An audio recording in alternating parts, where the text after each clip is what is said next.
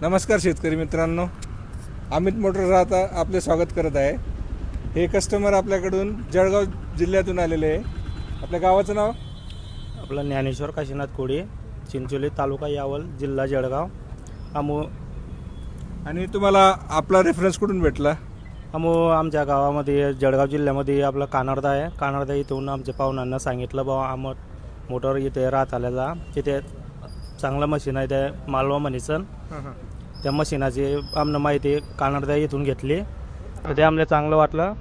चालेल, तुम्हाला पुढच्या याच्यासाठी खूप खूप शुभेच्छा।